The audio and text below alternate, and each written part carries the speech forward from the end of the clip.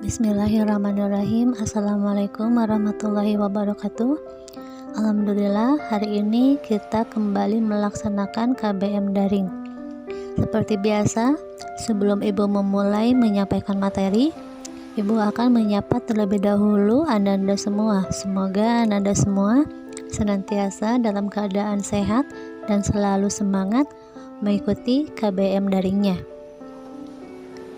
Pertemuan hari ini kita masih membahas materi di tema 1, organ gerak hewan dan manusia, subtema 1, organ gerak hewan, pembelajaran kedua. Ada dalam pembelajaran ini yaitu 3.1, menentukan pokok pikiran dalam teks lisan dan tulis, dan 4.1, menyajikan hasil identifikasi pokok pikiran dalam teks tulis dan lisan secara lisan, tulis, dan visual. Oleh karena itu, tujuan dari pembelajaran ini, Ananda mampu menyusun dan merangkai sebuah cerita secara runtut. Juga mampu mengolah informasi dan data menjadi sebuah cerita secara tepat. Nah, pada pembelajaran sebelumnya, Ananda sudah mengetahui pengertian dari ide pokok, pengertian dari pokok pikiran, pengertian dari gagasan utama. Sudah mengetahui juga makna paragraf, ya. Nah, Ibu ingatkan kembali, ide pokok sama dengan gagasan utama, sama dengan pokok pikiran, sama dengan kalimat utama. Artinya, ide pokok sama dengan kalimat utama. Artinya, inti pembahasan suatu paragraf. Nah, begitupun dengan paragraf adalah tulisan atau rangkaian kalimat yang memiliki satu ide pokok. Oleh karena itu, paragraf terdiri atas kalimat utama dan kalimat pengembang. Lalu apa artinya kalimat pengembang? Kalimat pengembang adalah kalimat yang menjelaskan kalimat utama atau kalimat yang dikembangkan berdasarkan kalimat utama. Nah, seperti itu materinya. Lalu sebagai contoh, buku ada teks berjudul Gerak Ikan dalam Air, halaman 16, tema 1. Paragraf pertama. Ikan memiliki sistem gerak yang unik. Sistem gerak pada ikan berbeda dengan hewan vertebrata yang lain. Hal tersebut dikarenakan habitat ikan adalah di air. Nah, paragraf pertama ini terdiri atas 3 kalimat. Kalimat pertama, ikan memiliki sistem gerak yang unik. Kalimat kedua, sistem gerak pada ikan berbeda dengan hewan vertebrata yang lain. Kalimat ketiga, hal tersebut dikarenakan habitat ikan adalah air. Pada pembelajaran sebelumnya, Anda sudah mengetahui cara menentukan ide pokok.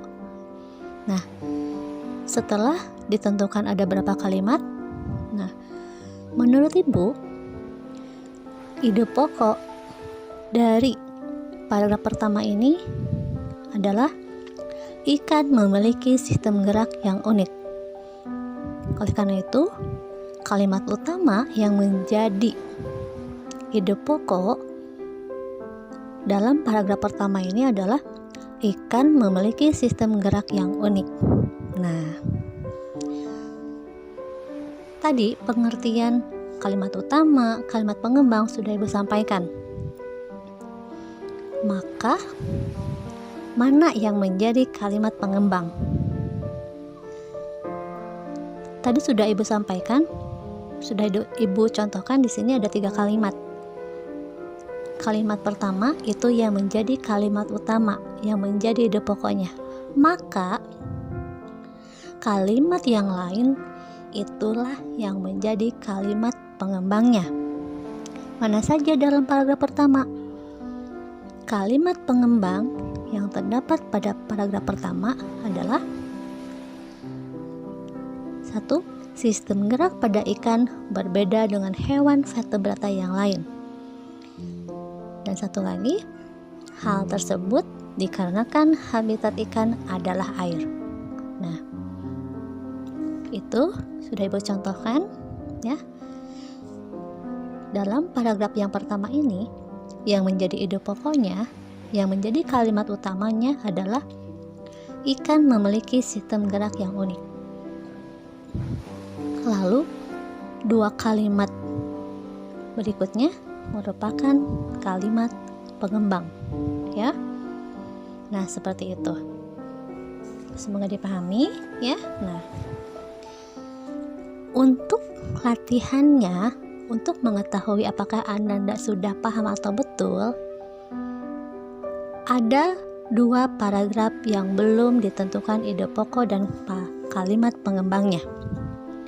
Oleh karena itu, oleh Ananda tentukan ide pokok yang terdapat pada paragraf kedua dan ketiga, juga tentukan kalimat pengembangnya. Nah, itu yang latihan yang pertama.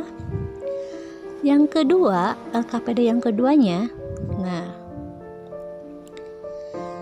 ada 4 ide pokok yang harus Anda kembangkan menjadi karangan singkat.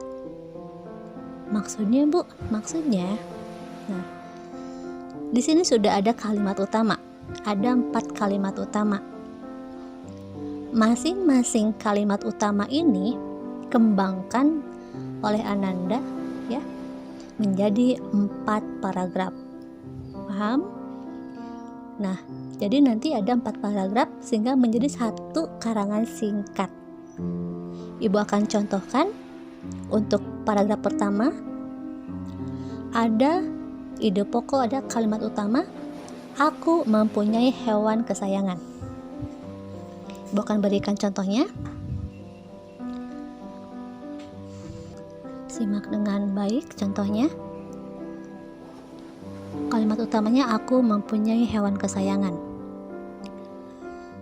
Aku mempunyai hewan kesayangan.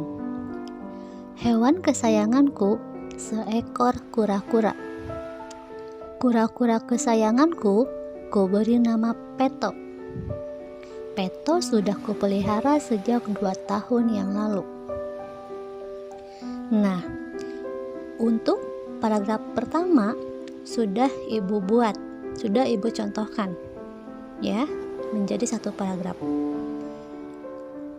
Paragraf kedua, paragraf ketiga dan keempat yang kalimat utamanya sudah ditentukan oleh Ananda, tambahkan dengan kalimat pengembang seperti yang sudah Ibu contohkan ya. Jadi ada 2 LKPD. Yang pertama tadi menentukan ide pokok paragraf kedua dan ketiga ya, teksnya akan Ibu lampirkan, dan kalimat pengembang dari paragraf kedua dan ketiga.